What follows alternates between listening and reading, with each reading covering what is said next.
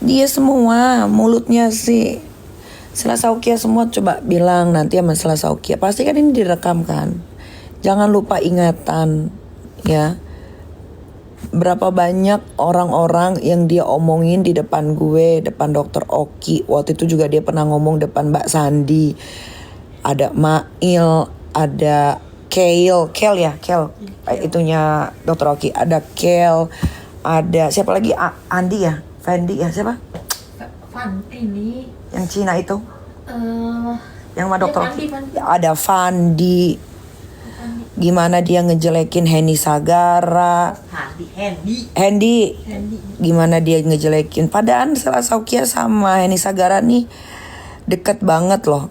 Tapi pas dia lagi nongkrong sama kita, gak ada geledek, gak ada apa, tiba-tiba dia ngomongin Henny Sagara, kecurangannya Henny Sagara apa aja. Henny Sagara tukang rekam-rekam. Henny Sagara itu jual hidrokinon terbesar yang disebarin ke reseller-resellernya, ke reseller terbesar di Indonesia. Kan itu dari Selesaukia, Sela. Kan lu yang ngomongin mereka semua ke kita-kita. Kalau mau ngomongin tentang kelicikannya itu too much netizen, too much. Terlalu banyak.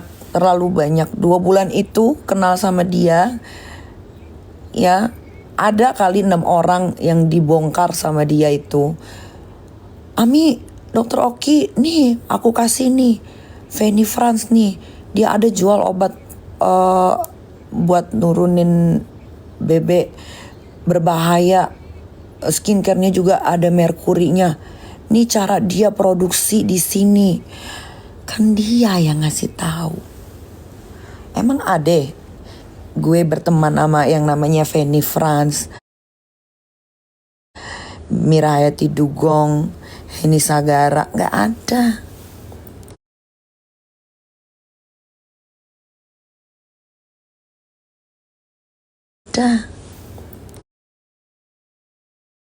Sampai Henny Sagara itu yang ngasih tahu pabriknya jual hidrokinon itu dari siapa? Dari Selesaukia. Nih Henny Sagara gue kasih tahu.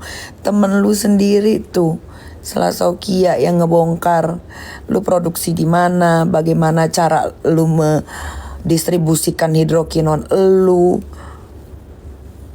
Nah kalau masalah utang ya jadi mungkin jadi gini. Tapi gara-gara gue speak up itu dia bayar 5 miliar. Jadi dia punya utang sama salah satu pabrik. Waktu itu kan dia bikin skincare-nya di Indonesia, ya kan? Dia bikinlah skincare di pabrik daerah Jogja. Dia pesen. Sebetulnya gak ada masalah. Semua pembisnis pasti punya utang. Tapi kalau punya utang, ya dibayar. Jangan buat flexing. Setiap ditagi, ntar dor nembak terus sok. Tapi dia beli ini, beli itu.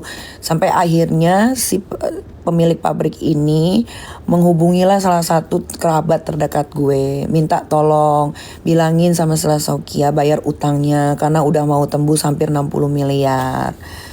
Tapi dia setiap di WhatsApp tuh balesnya 2 hari sekali, 3 hari sekali, ditelepon gak diangkat.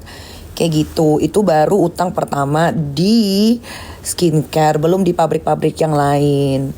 Contoh tekstil, kayak gitu-gitu. Karena dia lebih mementingkan untuk memenuhi hasrat keflexingannya dibanding untuk membayar, apa ya kalau utang itu kewajibannya. Utang itu kan kewajiban yang harus dibayar. Ketika lu sudah memesan produk di pabrik, produknya sold out, ya dibayar. Gitu. Tapi jangan salah loh, se-flexing-flexingnya Selesaukia dia masih pakai jam tangan palsu. Jam tangan palsu itu pernah di-post sama, kalau kalian ke akun sebelah, kalian cek aja, ada di situ Instagram yang suka memposting selebriti pakai jam tangan palsu. Salah satunya jam tangan Selesaukia. Gitu. Mungkin dia kaget.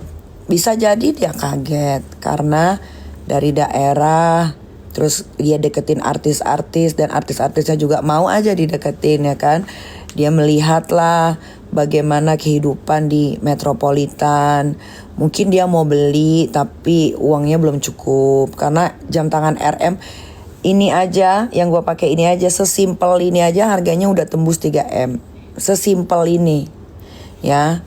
Apalagi kalau udah ada diamond lah segala macem itu paling murah tuh 7 sampai 8M guys. Itu. Mungkin dia mau mengikuti hasrat keflexingannya tapi dia tidak mumpuni secara finansialnya. Gitu.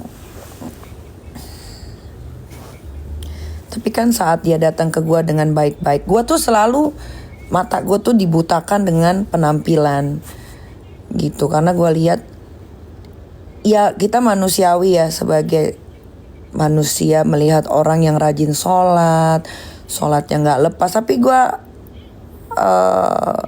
kalau untuk urusan sholat, Sela Saukia Uller ini batch. Karena memang nggak pernah ditinggalkannya itu sholat. Tapi kok mulutnya tuh nggak bisa ini.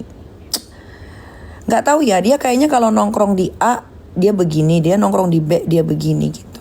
Semua rahasia tentang Henny Sagara itu, semua rahasia tentang Maxi, Melvina, yang punya Daviena, terus Mirahayati Dugong, NRL, Fanny Franz, itu semua dari dia, dari yang namanya Sela Saukia Uller. Tuh, karena gue udah diserang-serang sama dayang-dayangnya, ya udah gue ngomong aja deh. Karena kalau gue tuh tipikal orang kalau memendam, gue jadi sesek dadanya. Sesek banget dada gue. Jadi karena sudah dibuka di sosial media, ya gue harus menjelaskan di sosial media. Gue gak mau menjelaskan ke satu orang capek, repot banget gak sih?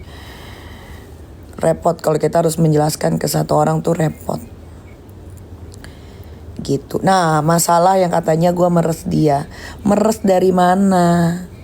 1 sen pun tidak ada uang masuk. Atau dia ngasih uang 1 sen pun tidak ada. Kalau memang kata dia ada, buktikan, tolong buktikan, spill aja, taruh di IG-nya masing-masing dayang-dayangnya atau di IG dia. Spill, tunjukin. Jadi waktu gue lagi di Pattaya, ya kalian tahu kan waktu itu gue sempat 2 minggu yang lalu gue sempat ke Bangkok,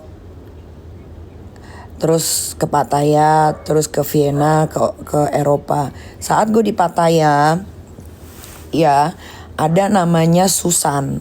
Susan itu nggak tahu sih, gue nggak kenal banget, tapi dia temenan sama si Sela Saukia Uller ini kan. Tiba-tiba out of nowhere dia WhatsApp gue panjang. Nanti gue akan posting.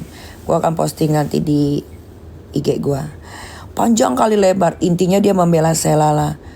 Terus kucuk-kucuk dia menawarkan tas Lindy Kroko size 30. Gue nanya dong, ini tas Lindy Kroko size 30 untuk apa? Gue nanya, nanti gue akan posting. Ada WhatsAppnya gue akan posting. Abis gue ngeposting SS-nya, chatnya si Sela Saukia Uller ini, besok akan gue posting yang itu. Yang katanya gue memeras dia. Lah, gue bilang, untuk apa tas ini? Gue bilang gitu dong. Ngapain ngasih gue tas? Gak butuh gue tas gitu kan. Karena setelah gue pikir-pikir, gue sama dia kok ruginya banyak ya. Rugi waktu, dengerin dia gibah, dengerin dia ngejelekin teman-teman deketnya. Kan rugi waktu gue, ya kan.